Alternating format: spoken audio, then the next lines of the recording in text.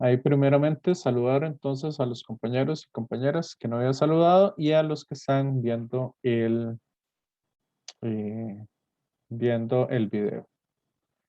Entonces, para la clase de hoy vamos a desarrollar un poco, básicamente hasta ahí llegué con el otro grupo.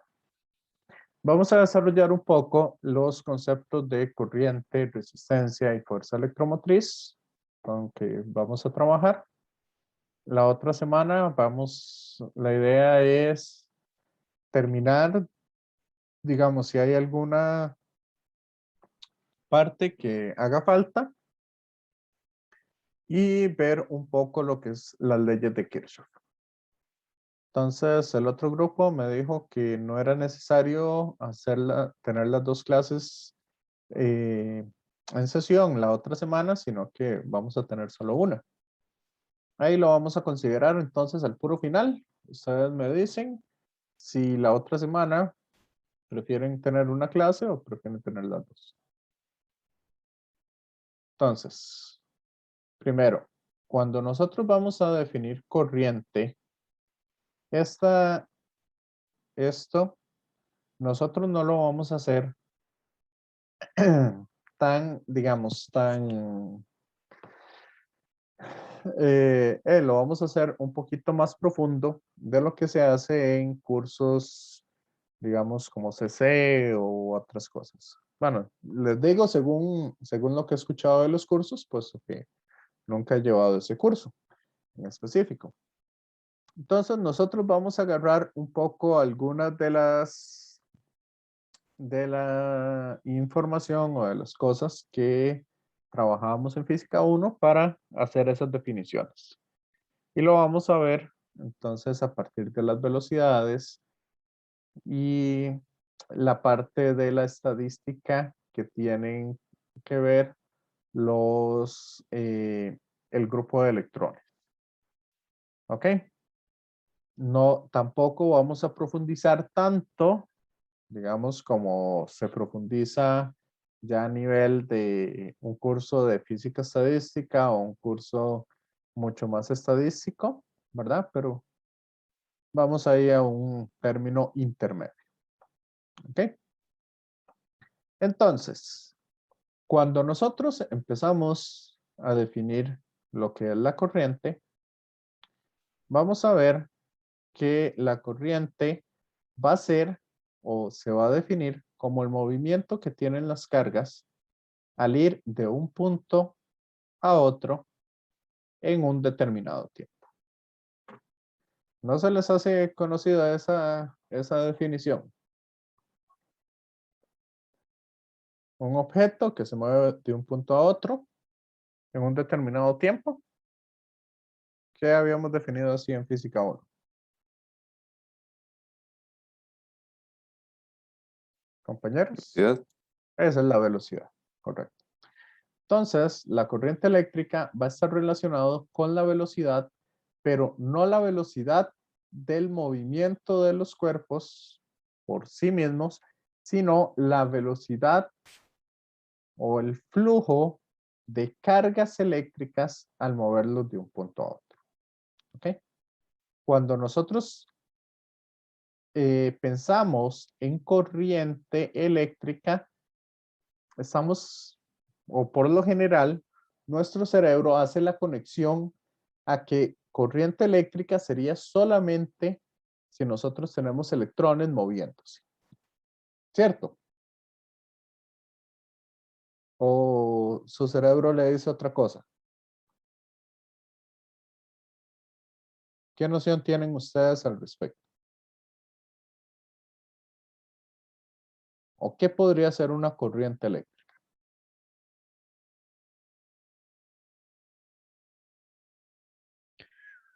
Bueno, al menos en mi caso, cuando escucho corriente, pienso automáticamente en una corriente de agua, algo por el estilo.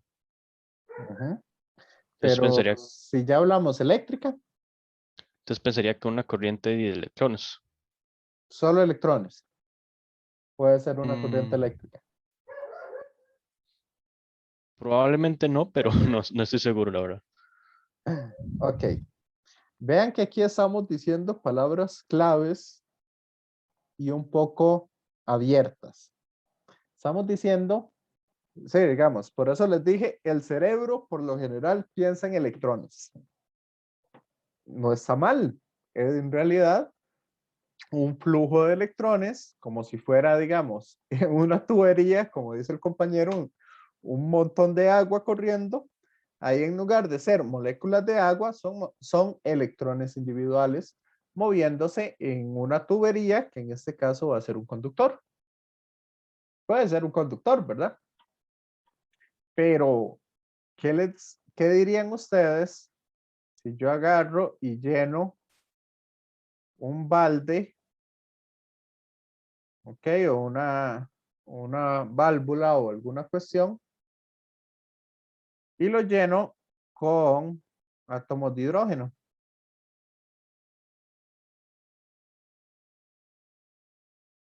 Y a esos átomos de hidrógeno yo les quito los electrones. Entonces, ¿qué va a quedar? ¿Qué va a quedar ahí? Si yo les quito los electrones a esos átomos de hidrógeno. Compañeros, compañeras.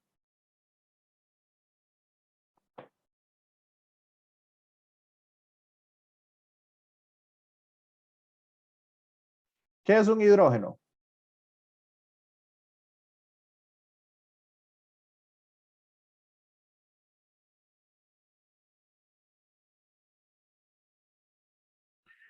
Vean que un hidrógeno, el más común, es una partícula, un protón, un neutrón y un electrón dando vueltas. ¿Cierto? Eso es lo más común. También podemos tener, ¿verdad? Ahí la diferencia entre deuterio, tritio u otra cosa. Podríamos tener nada más un protón, ¿verdad? Y un electrón dando vueltas. Eso es un átomo de hidrógeno. ¿Está claro? Compañeros, compañeras. Sí, profe. Entonces, vean que yo les quito los electrones y que me quedan ahí.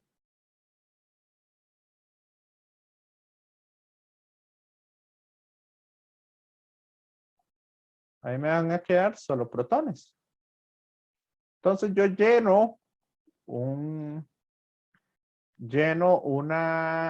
recipiente y echo ese montón de hidrógeno. Pa. Lo lleno hasta el final.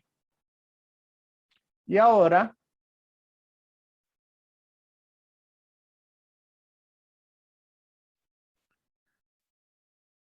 ok, compañeros, compañeras, ahí me disculpan, problemas técnicos. Se me fue el internet, no sé qué habrá estado pasando. Entonces, ahí vamos a continuar un poco. Ok, ¿están por acá? Compañeros, compañeras. Sí, todo bien. Bueno, entonces, continuando acá, básicamente lo que les estaba diciendo es que, ok, yo puedo tener entonces un recipiente acá, lo lleno con hidrógeno, entonces esa carga de hidrógeno que tengo aquí, en esta tubería, simplemente cargo el hidrógeno positivamente, o sea, les quito los electrones. Le pongo una pequeña valvulita y de esa válvula entonces saco una tubería. Ok, y eso hago lo que quiera con esos electrones.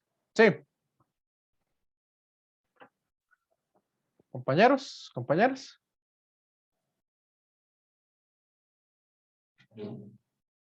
Entonces, aquí en medio de esta tubería, lo que voy a tener es como, digamos, un flujo de aire o un flujo de electrones, perdón, un flujo de protones moviéndose en medio de esa tubería. ¿Y eso qué es?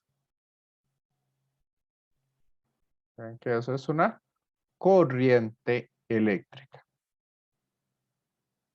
No con cargas negativas, sino con cargas positivas. ¿Lo ven? Compañeros, compañeras.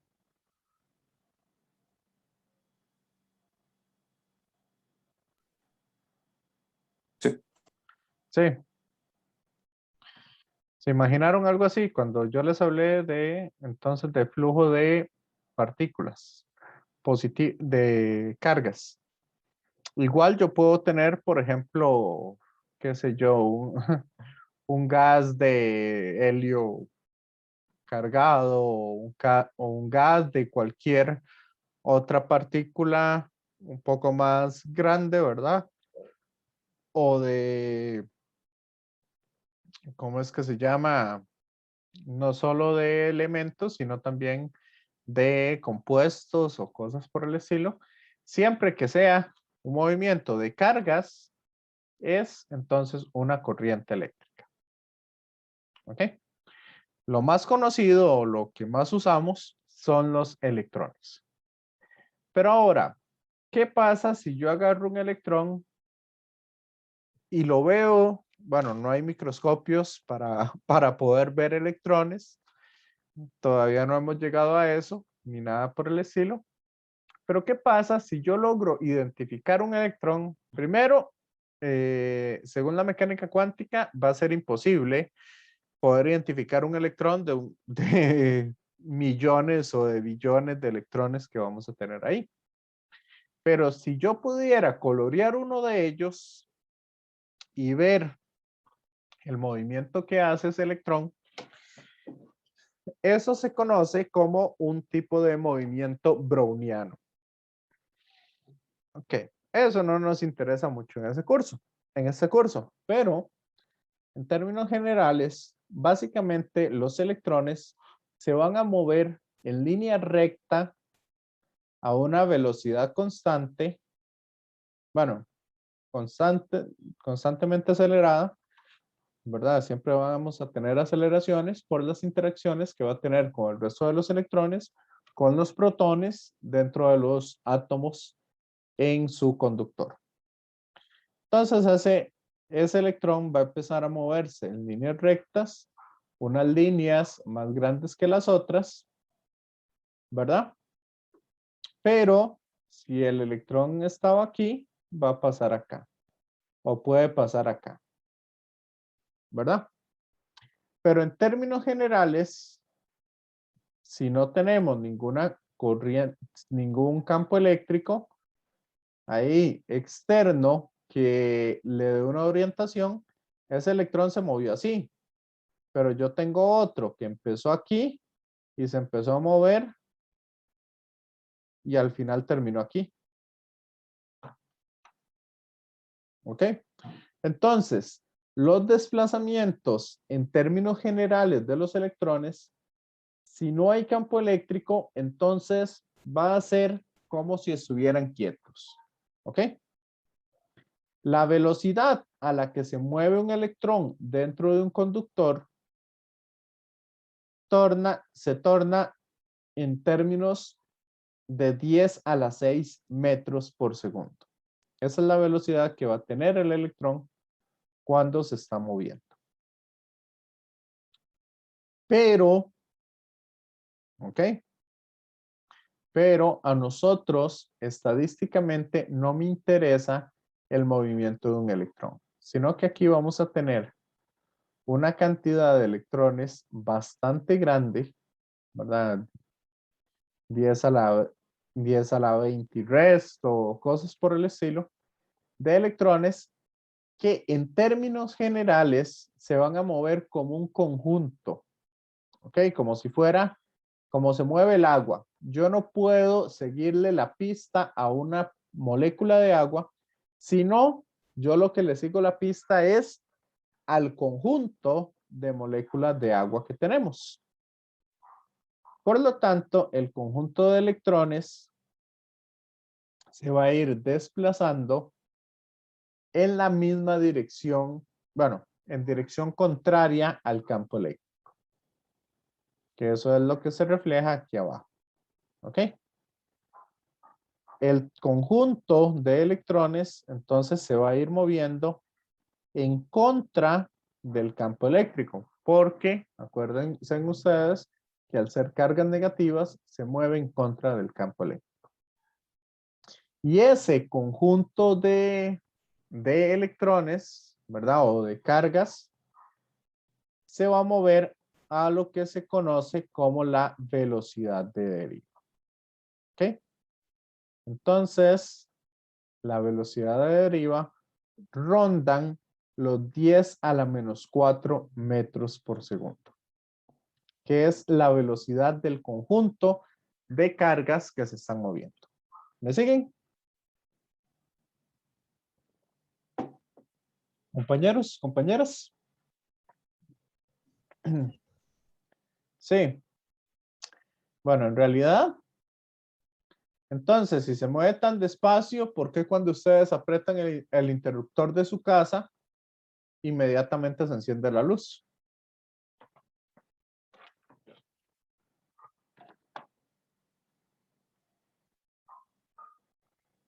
O casi de inmediato se enciende la luz.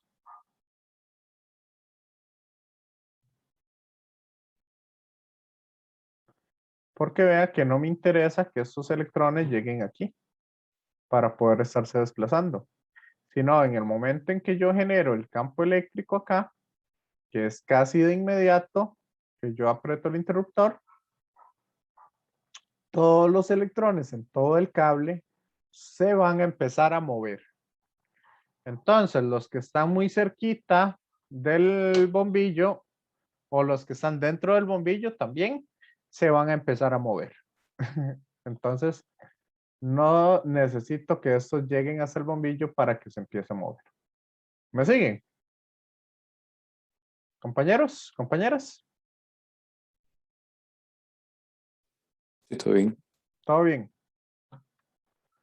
Ok, entonces acá vamos a tener algo importante. En la antigüedad, lo que se creía que se movía dentro de los alambres no eran los electrones, sino lo que se pensaba que se movía eran las cargas positivas. Es por ello que vamos a tener que la corriente es el movimiento de las cargas positivas dentro de un conductor.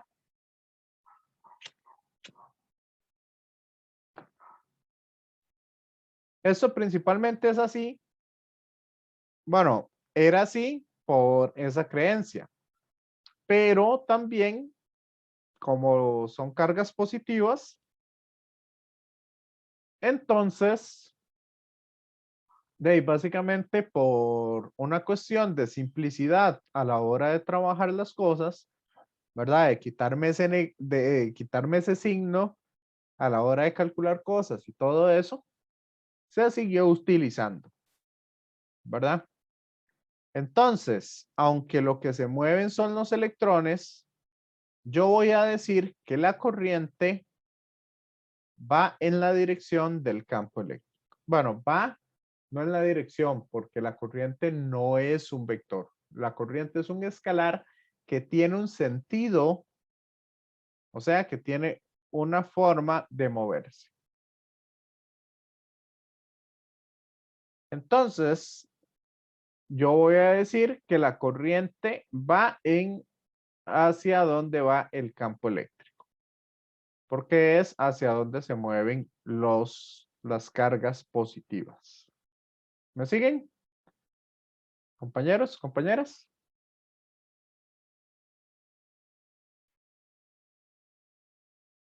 A eso yo le llamo entonces corriente convencional. ¿Ok? Más que todo es por simplificarme un poco la vida. Ahora bien, la corriente, como bien lo han visto algunos en otros cursos, La corriente se va a definir como el cambio de carga que hay en un tiempo determinado, en una pequeña longitud o en un espacio que tengamos ahí. ¿Ok? Entonces, supongamos que con la batería yo genero un campo eléctrico que va a hacer que las partículas se muevan a través de él.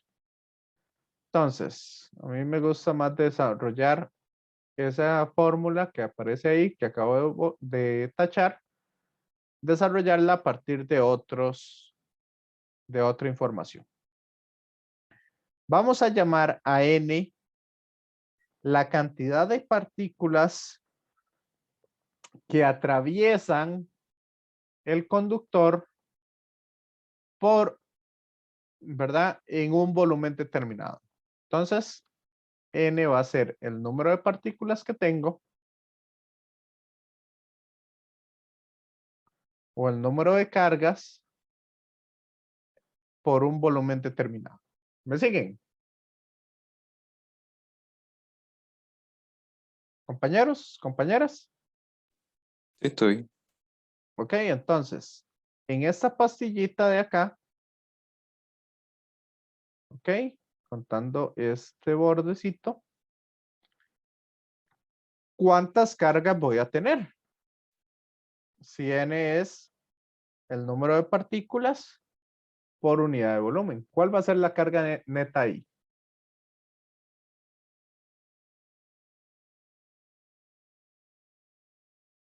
Compañeros.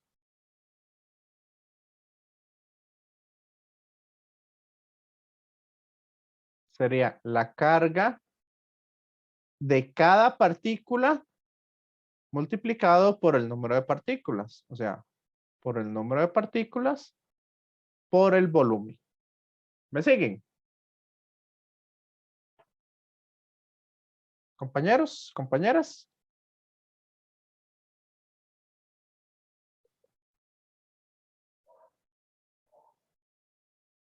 Entonces voy a decirlo en un diferencial de volumen. ¿Ok? Ahora, ¿cuál es el volumen de esa pastillita?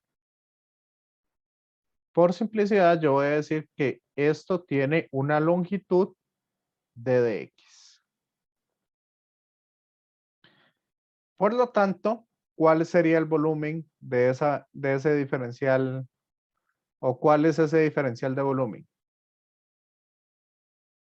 Compañeros, compañeras. Mónica.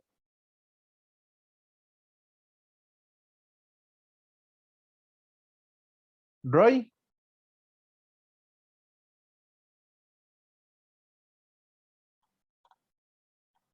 Daniel. Jason. Todo claro para mí, profe. ¿Cuál sería el volumen? Entonces, que tenemos ahí.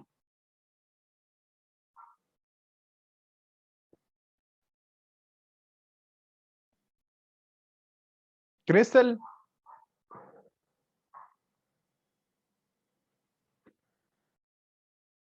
Marlon. Quizá el diferencial de longitud por el área. Correcto. Entonces sería el área por el diferencial de longitud, que sería un d de x. Por lo tanto, si yo quiero encontrar la corriente, sería dividir esa carga entre el tiempo, ¿cierto?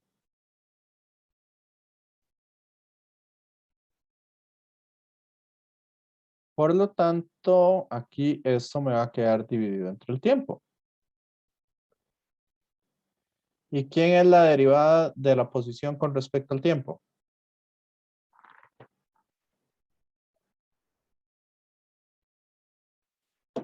Para este caso la corriente.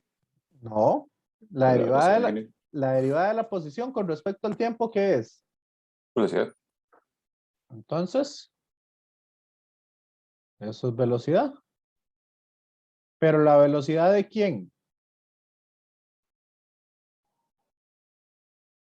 ¿De cada partícula o la velocidad del conjunto de partículas que están pasando ahí?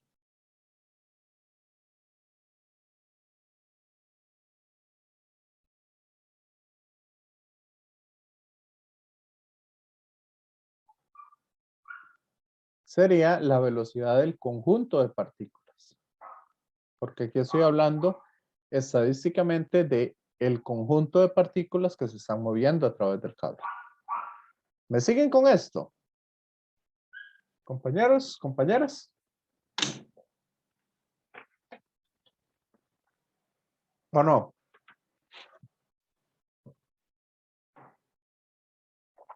De mi parte creo que todo bien. ¿Todo bien? Ok, excelente. Entonces, aquí vamos con esta sería la corriente. Por eso la velocidad que usamos es la que se conoce como la velocidad de deriva. O sea, la velocidad del conjunto de partículas que están atravesando eso. Ahora bien, yo puedo también definir otra magnitud que se llama la densidad de corriente, J. La densidad de corriente sí es un vector. Entonces, J, yo la voy a definir como la corriente entre el área, entre el vector área. Entonces, ¿quién sería J?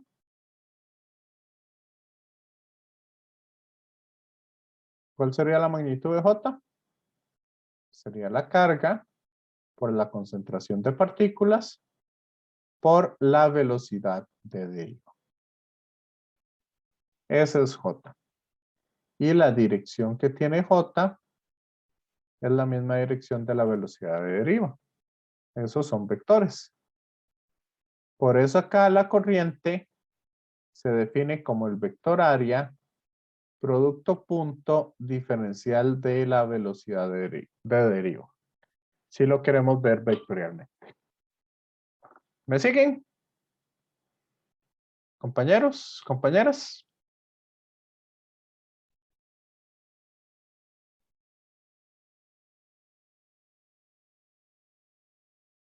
Sí.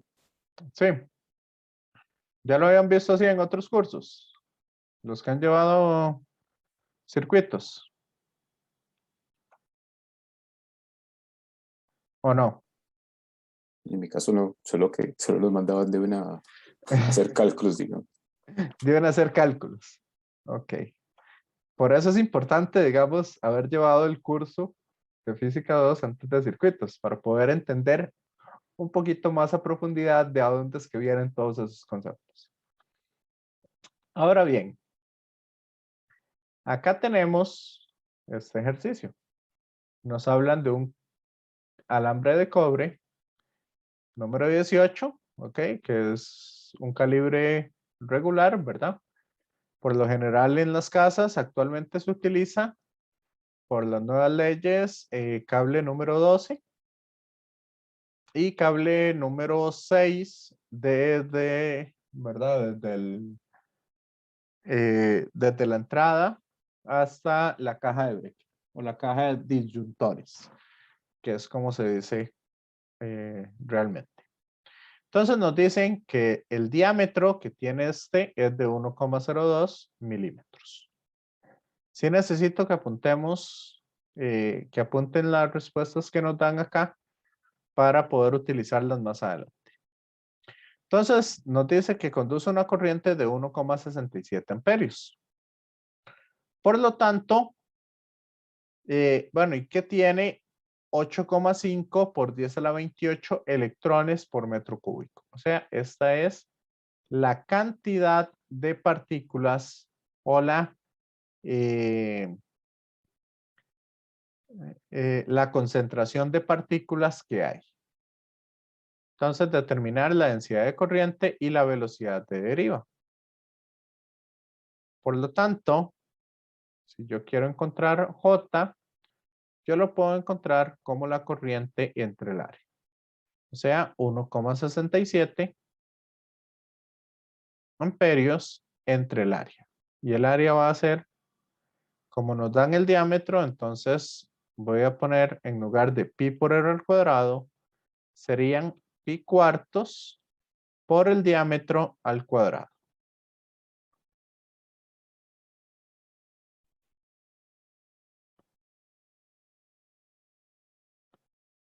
¿Ok? Entonces, ¿cuál va a ser la densidad de corriente que vamos a tener? ¿Cuánto les da eso?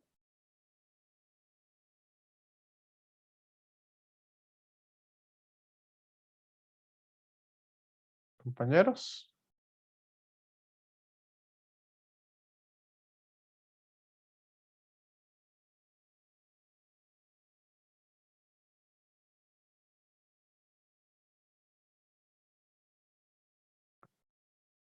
Ahí las calculadoras.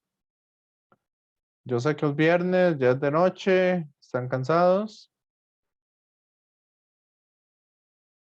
Un momento que no tenía la calculadora a mano. Ok, ok.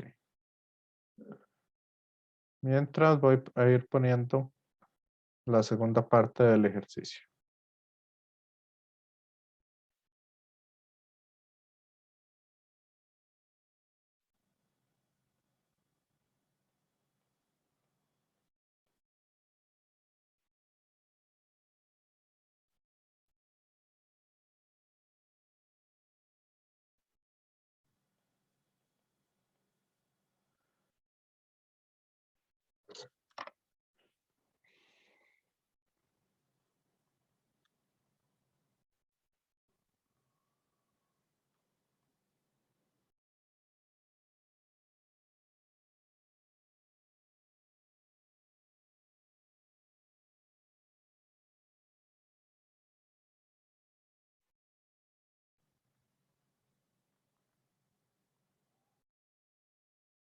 Como 2,04 por 10 a la 6, si no me equivoco. Entonces sería 2,04 mega amperios por... ¿Ok? Y esa velocidad de deriva, entonces es la velocidad a la cual se mueve el grupo o el conjunto de cargas. ¿Y eso cuánto le da?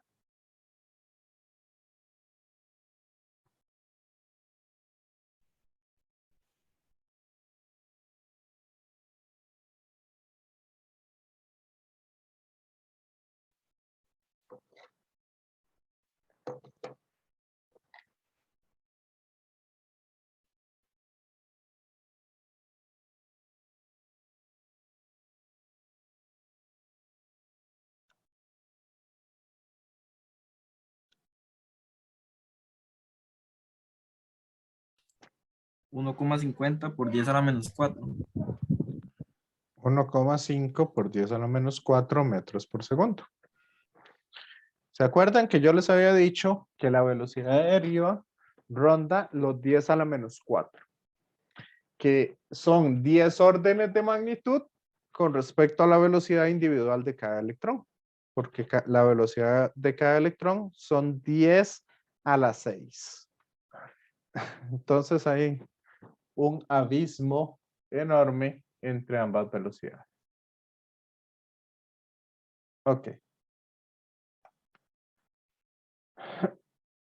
Continuando un poco, vamos a definir entonces lo que es la resistividad. ¿Qué es lo que vieron ustedes como la ley de Ohm? ¿Qué es la ley de Ohm? Según les dijeron en circuitos o les han dicho en la calle o en todo lado.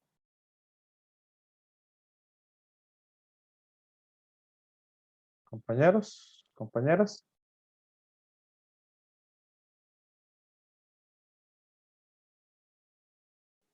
Y es como la relación que existe entre la corriente, la tensión y la resistencia de un circuito. Ok. Esto de acá. Voltaje es igual a corriente por resistencia. Y eso lo explican como la ley de Ohm. En realidad es falso que eso sea la ley de Ohm. Es una consecuencia de la ley de Ohm, pero no es la ley de Ohm. La ley de Ohm, en realidad, es la relación que existe entre el campo eléctrico, la resistividad de los materiales y la densidad de corriente. ¿Ok? En realidad, vista de una manera vectorial, nos dice que el campo eléctrico es igual a una constante, que esa es la resistividad que tienen los materiales por la densidad de corriente. ¿Ok? Por lo tanto, como el campo eléctrico y la densidad de corriente tienen que ir en la misma dirección al ser vectores, entonces, por eso es que podemos sacar la magnitud y poner a dividir esa constante que es la resistividad de los materiales. ¿Ok? Esa resistividad va a ser característica de cada material como tal. Y acá entonces tenemos algunos valores. Cuando tenemos valores muy bajos de resistividad, vamos a decir que que los materiales son conductores. Mientras que si tenemos valores un poco altos de resistividad, se consideran ya sea aislantes o semiconductores. ¿Ok? ¿Está claro esto? Compañeros, compañeras. Hablando de eso, se me olvidó decirles al otro grupo que la conductividad es igual al inverso de la resistividad. O sea, que también conducen las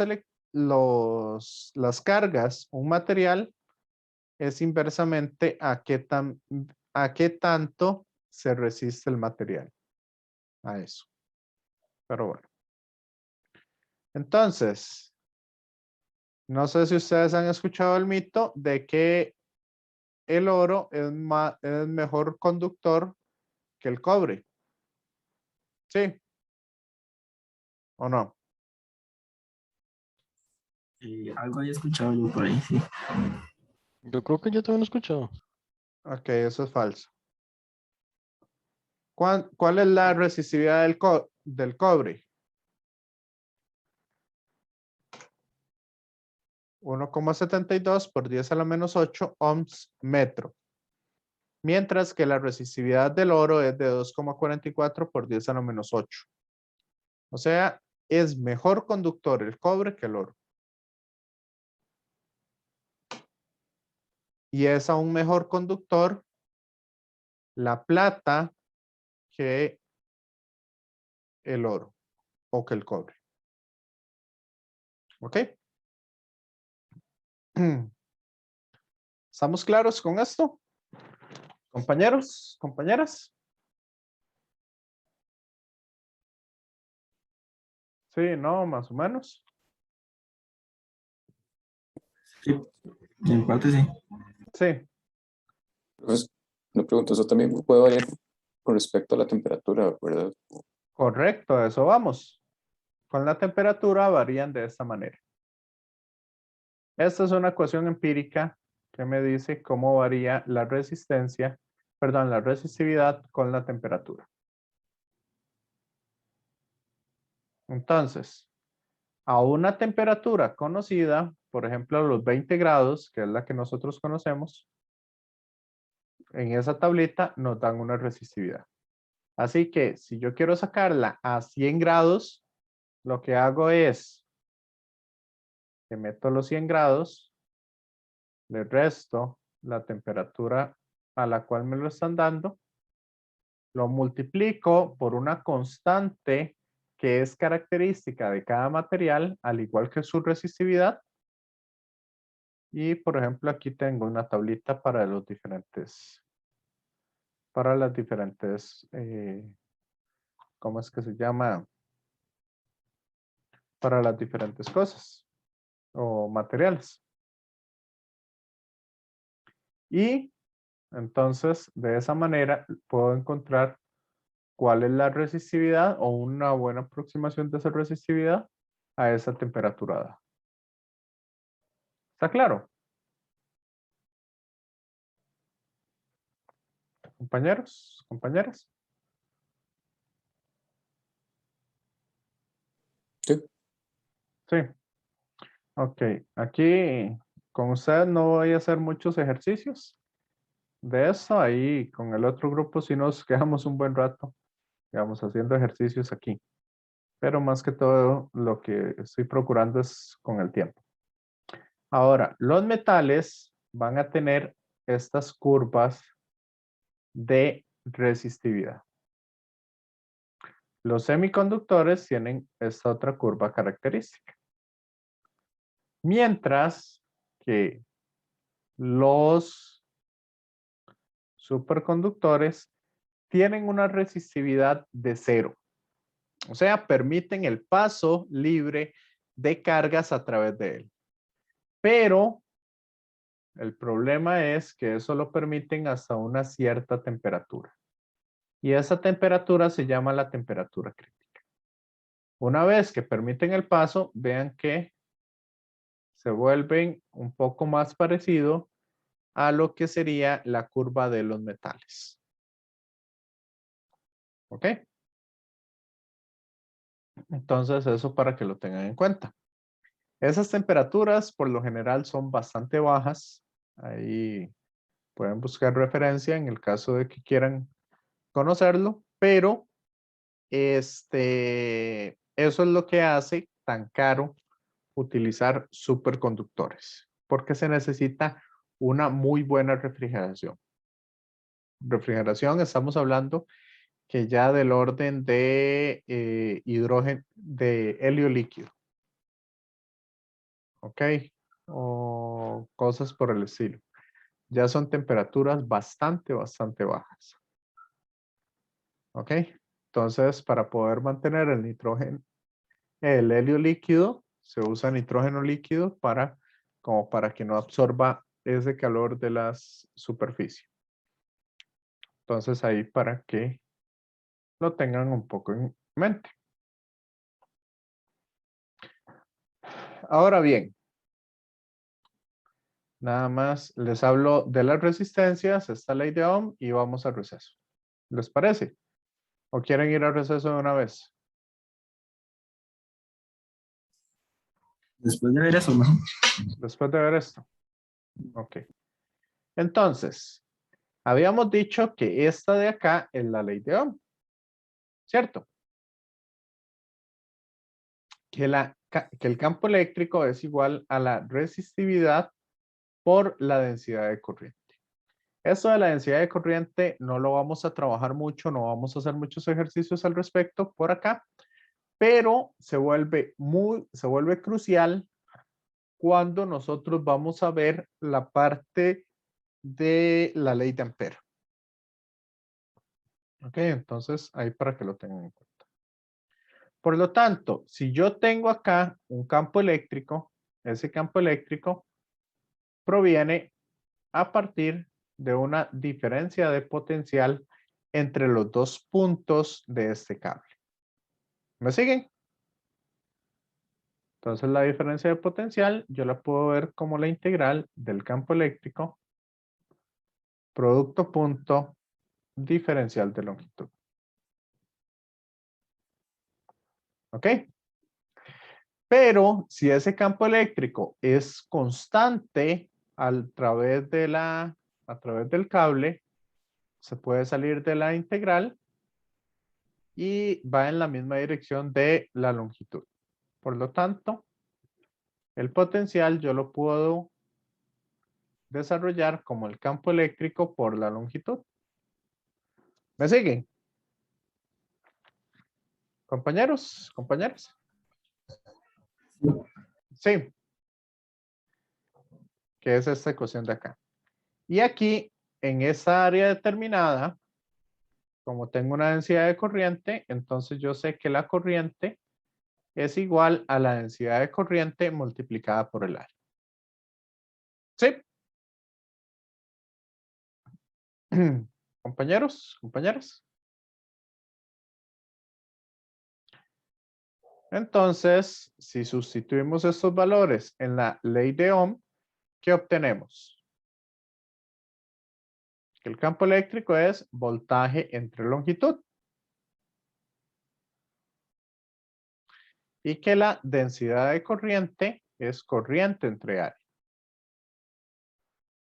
Por lo tanto, yo puedo decir que la diferencia de potencial entre los dos extremos de ese cable o de ese material va a ser igual a la resistividad por la longitud entre el área, multiplicado por la corriente que tengo ahí.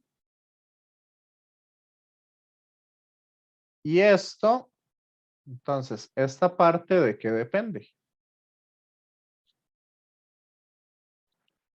¿De qué depende eso que está ahí en rojo? De la longitud.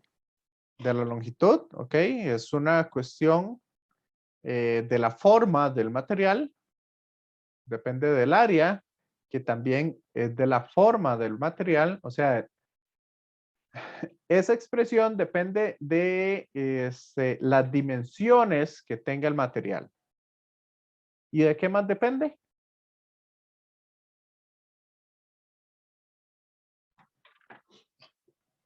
Compañeros, compañeras.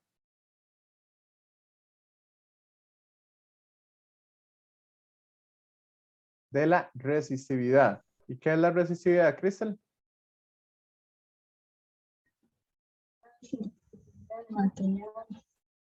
Es una propiedad del material. Excelente. Entonces, esa expresión de ahí es lo que se le llama la resistencia eléctrica. Entonces, una pregunta. Si tengo un cable de 50 metros de cobre y tengo un cable de 2 milímetros de cobre, ¿cuál tiene más resistividad?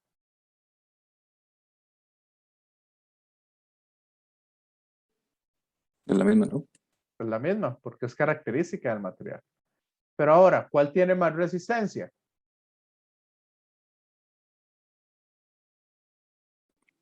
El de 50 metros.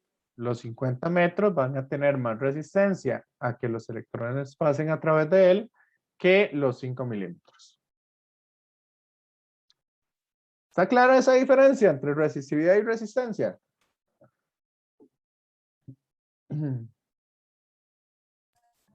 Sí, profe. Ok, a los físicos les encanta poner esas preguntas así, digamos, para ver si ustedes entienden realmente la diferencia entre resistividad y resistencia.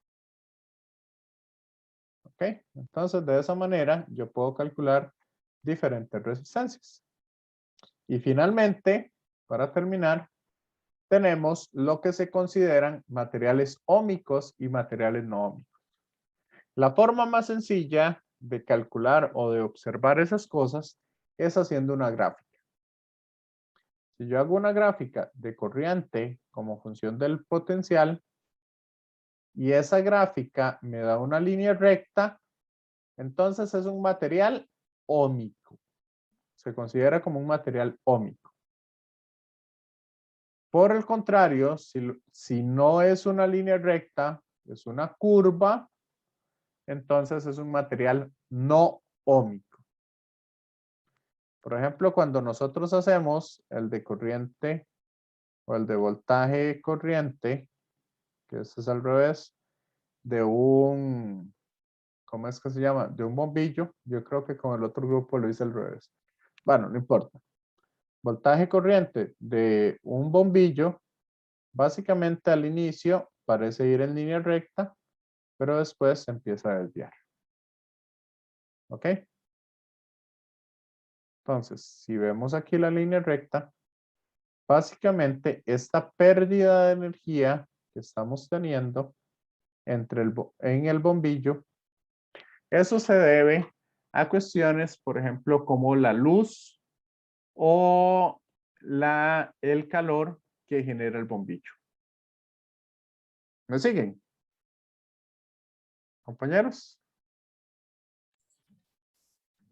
O sea, profe, sería como que por la luz y el calor que genera el bombillo pierde energía, pierde intensidad. Correcto, pierdes energía.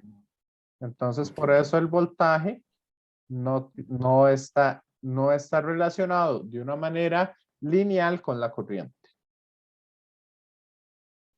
¿Verdad? Igual hay que ver cada material óhmico, qué es lo que sucede realmente. Pero ese es, por ejemplo, ese es un ejemplo de material no óhmico, un bombillo. Y, digamos, esa es un poco la idea de lo que tenemos ahí. ¿Dudas hasta acá? ¿Preguntas? Compañeros, compañeras. De mi parte estoy. Ok, entonces, igual aquí nada más lo que nos falta un poquito es las fuerzas electromotriz, ver la potencia y ver resistencias en serie paralela.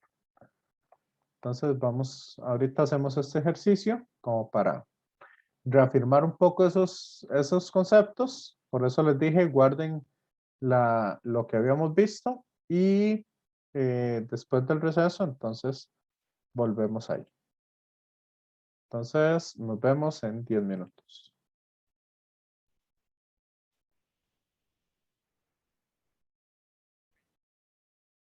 Bueno, continuamos después del receso. Y les estaba preguntando si ahí tienen los datos del ejercicio que habíamos hecho. ¿Cuánto les había dado J?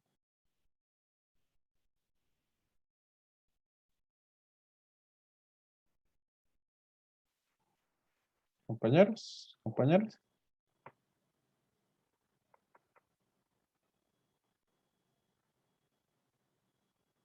A mí se me fue a apuntarlo. Lo siento. Ya. ¿Y los demás? Bueno, hagámoslo entonces desde...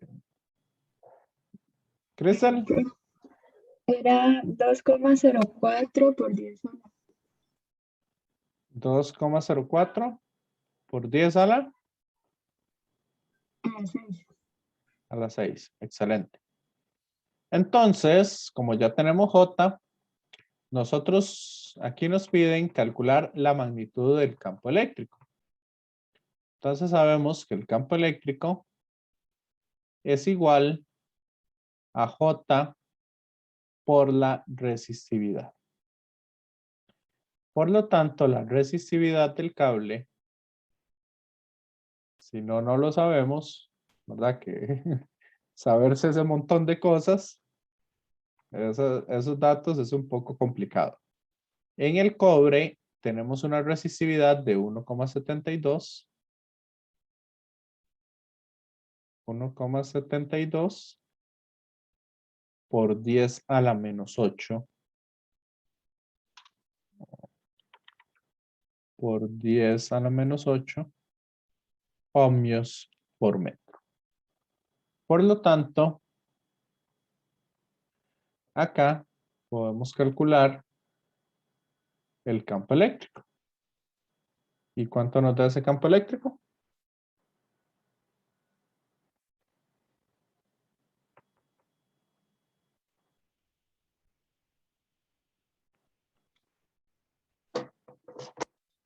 Compañeros, compañeras.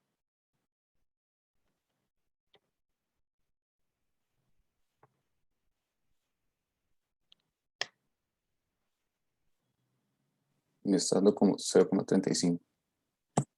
Ok.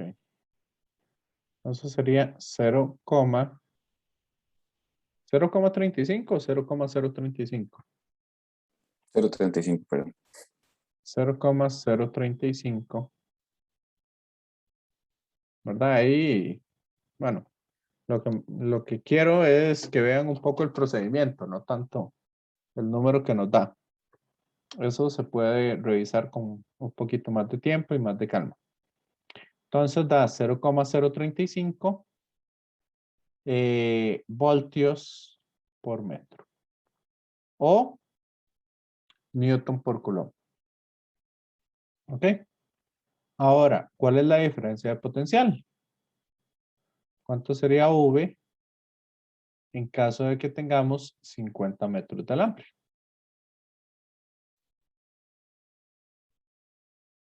Lo podemos calcular de varias maneras.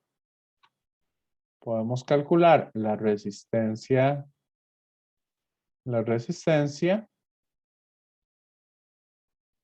¿verdad? Del material como la resistividad por la longitud entre el área. O el voltaje lo podemos calcular como el campo eléctrico por la longitud del cable. Ujú. Compañeros, compañeras. ¿Me siguen? Sí, estoy. ¿Todo bien? Ok. Continuando aquí. Bueno, este ejemplo lo hice bastante rápido con el otro grupo. Si quieren, lo hacemos también aquí bastante rápido. La idea es que no vamos a conectar los cables en un extremo y en el otro extremo del material, sino lo vamos a conectar un cable positivo en la parte central y un cable negativo en la parte externa. O viceversa, ¿verdad? Uno positivo en la parte externa y uno negativo en la parte central. Entonces, ¿cómo sería la resistencia de este material de esta manera? Para ello, entonces yo lo que puedo hacer es, digamos, cortar esto y esto me va a quedar un cable o un material más o menos como así.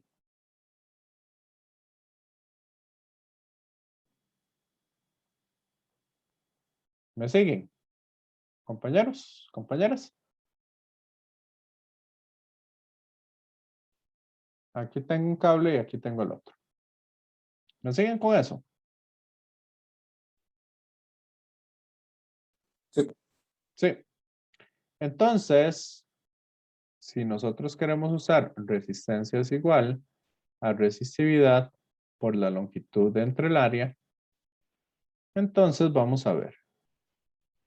Para un pedacito acá, sería, digamos, ese que está en azul, ese que está en morado, ahí adentro. Entonces sería agarrar este pedacito morado.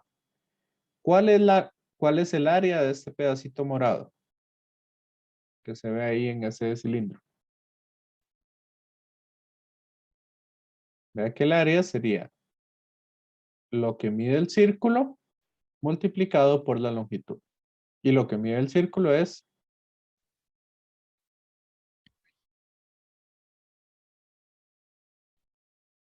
ok, ¿me escuchan? Compañeros, compañeras.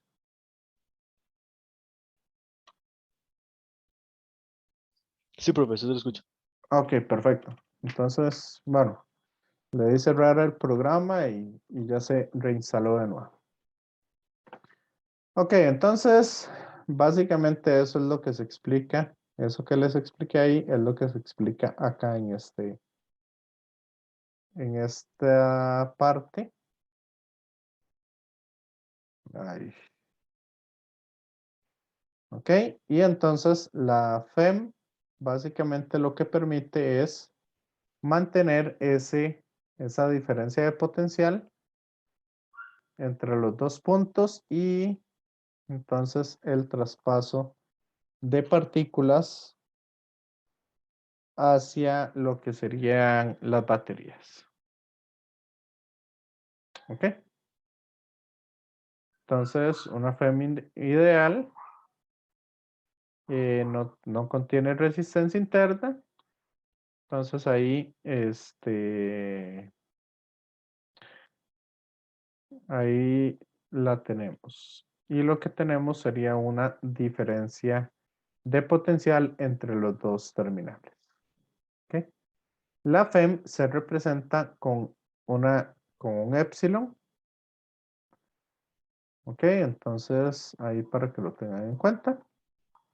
Igual, digamos, nosotros vamos a estar utilizando alguna simbología. Parte de esa simbología de circuitos ya lo hemos visto, que es por ejemplo la del capacitor, que la podemos poner así o la podemos poner de esta manera. Ok. Vamos a tener resistencias. Si tenemos una resistencia variable, por lo general se le pone una flechita ahí. Pero eso, más que todo, como para que conozcan lo que tenemos. Cuando nosotros ponemos un cable, ¿verdad? Un cable simple, vamos a suponer entonces que la resistencia de ese cable va a ser una resistencia muy, muy pequeña. Entonces, vamos a despreciar dicha resistencia. Para las fuentes de poder ya hemos usado ese símbolo, ¿verdad? Y esto es en caso de una fuente de poder ya real que tiene una resistencia interna. La resistencia en una fuente ideal la podemos poner tanto del lado negativo como del lado positivo de esa fuente. Eso simplemente para que lo tengan en cuenta. Este aparatito, esto significa que colocamos un aparato externo que los que están llevando al laboratorio ya lo han visto. Ese sería un voltímetro o un amperímetro. ¿Ok? Más adelante les voy a hablar un poquito de los de esos instrumentos de medición, ¿verdad? Para ver un poco esa información. Eso está al puro final.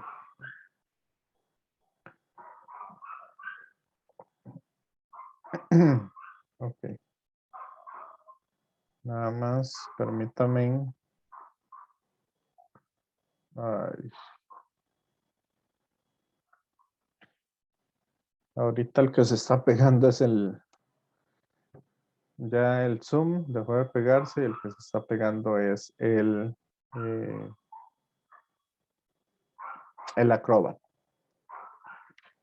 En este momento están viendo esta filmina, la de potencia. Compañeros, compañeras. Sí, profe. Sí. Ok, importante. Nada más vamos a utilizar el concepto de potencia y ese lo vamos a trabajar. Entonces, potencia, ¿cómo se definía en física 1?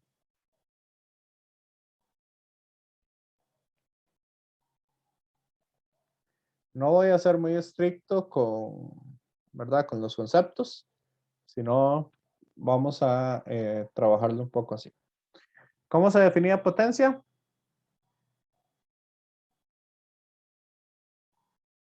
Trabajo por unidad de tiempo. ¿Cierto? Compañeros, compañeras.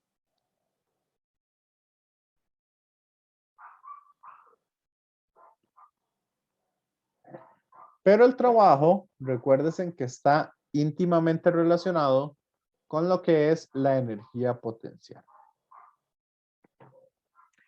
¿Y qué hemos visto de la energía potencial en el curso? ¿Cómo puedo calcular yo esa energía potencial?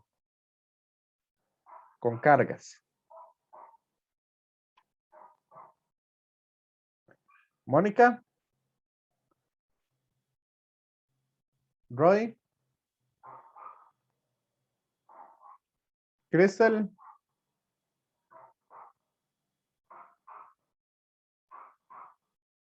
Daniel.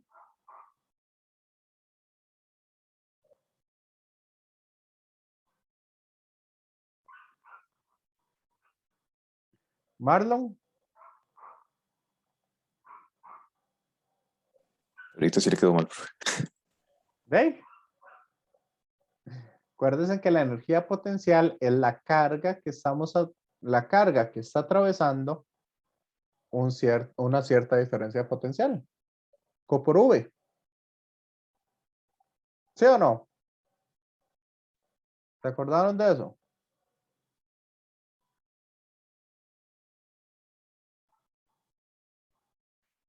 Compañeros, compañeras. Marlon, Sí, creo que sí. Y ahora sí. ¿y ahora sí? Ok. Entonces ven que esas pequeñas formulitas que parecen insignificantes son importantísimas. Ahora bien, si yo pongo la carga dividida entre el tiempo, ¿esto qué me da?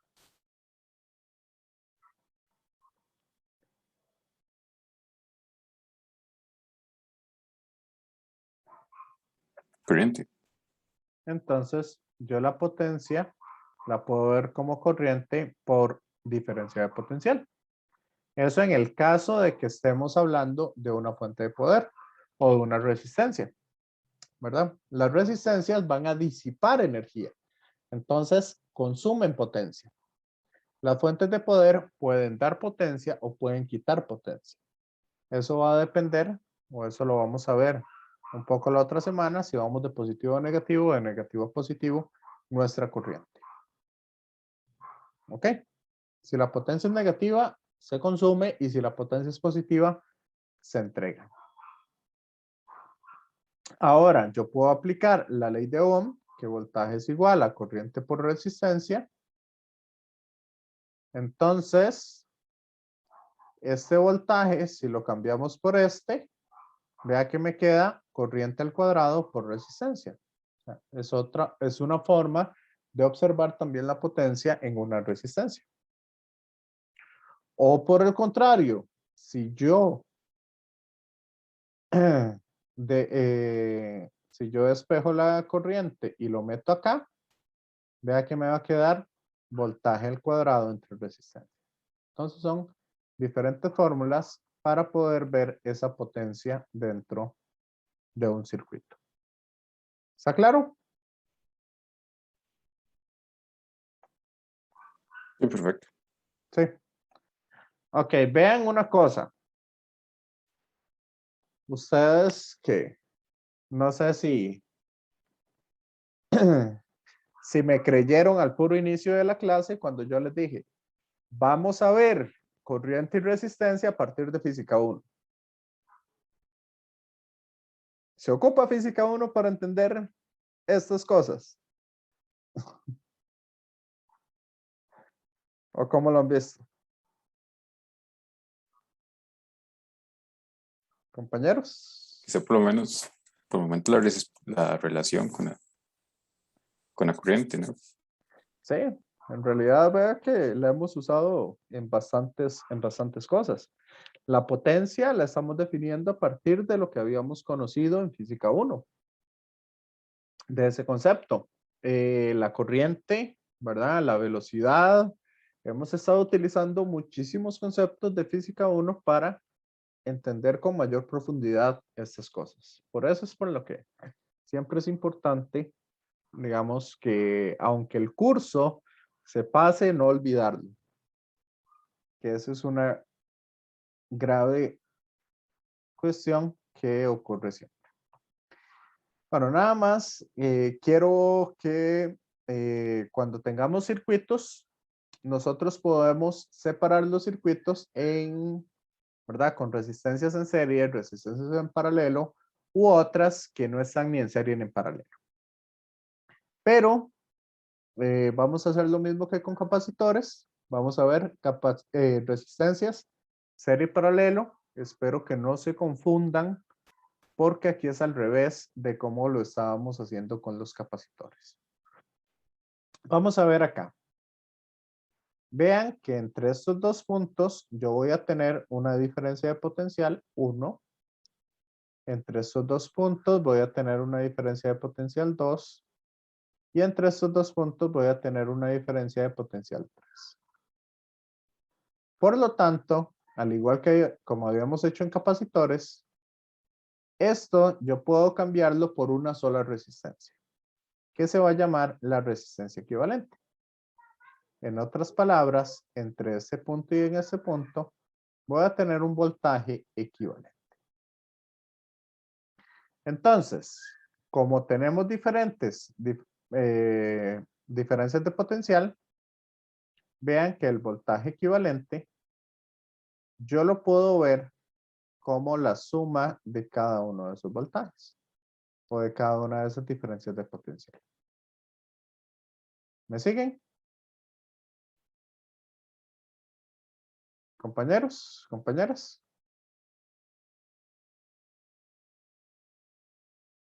Sí, estoy bien. Ok. Siguiente parte del análisis. Cuando tenemos resistencias en serie, vamos a ver, se están moviendo electrones a través del circuito. Entonces, ¿qué pasa si yo aquí tengo 1000 electrones? ¿Cuántos electrones voy a tener acá? ¿Cuántos voy a tener acá? ¿Y cuántos electrones voy a tener acá? Compañeros, compañeras.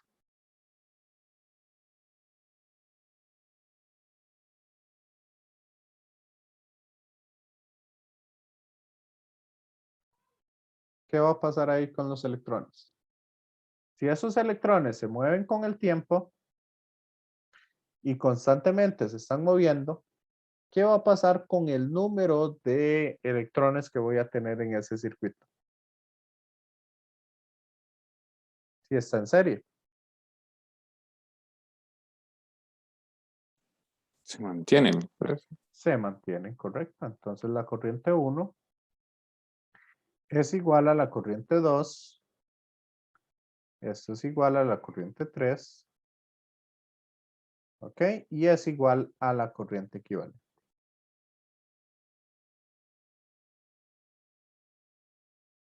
Por lo tanto, entonces vamos a decir que como la corriente es igual, la corriente por la resistencia es igual al voltaje, entonces el voltaje equivalente yo lo puedo ver como la resistencia equivalente por la corriente equivalente.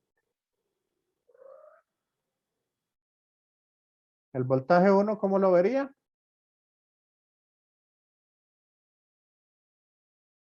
Resistencia 1 por corriente 1. Voltaje 2. Resistencia 2 por corriente 2. Y el voltaje 3. Resistencia por corriente 3. ¿Y qué dijimos de todas esas corrientes? Son iguales. Entonces, las saco a factor común y las mando a dividir a este lado.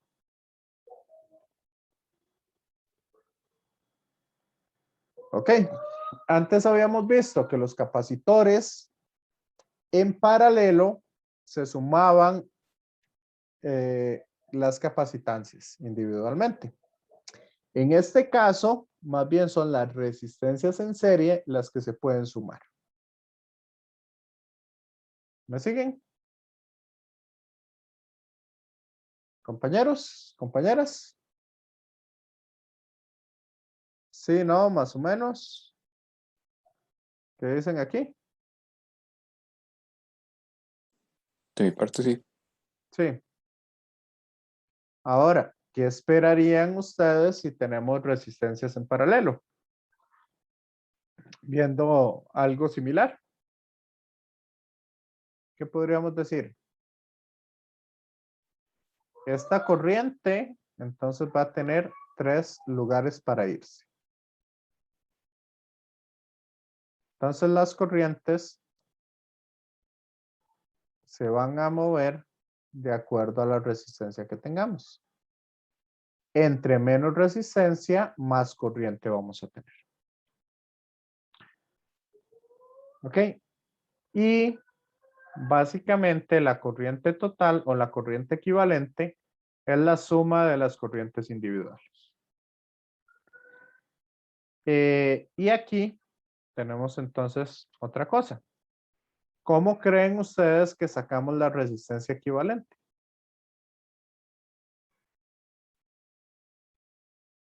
Haciendo un simbolismo con lo que habíamos visto antes. Compañeros, compañeras. El inverso de la suma, el inverso de cada una de las resistencias. Correcto. Vamos a sumar los inversos de las resistencias y ese resultado lo elevamos a la -1. Y de esa manera encontramos entonces la resistencia equivalente para resistores en paralelo. ¿Ok? Y ahí, digamos, el resto de las cosas, reglas de Kirchhoff. Y vamos a ver también un poquito, digamos, como para hacer una introducción a lo que sería el tema siguiente, que es el de magnetismo. Vamos a ver entonces un poco cómo funcionan los aparatos, por lo menos los analógicos de corriente, por lo menos los aparatos de, ¿cómo es que se llama esto? Los amperímetros y los voltímetros.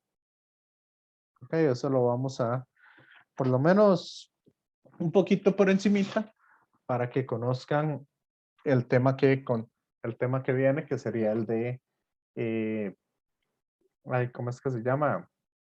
El de magnetismo o fuerzas magnéticas. Entonces, no sé si tienen alguna pregunta, duda hasta acá. Compañeros, compañeras.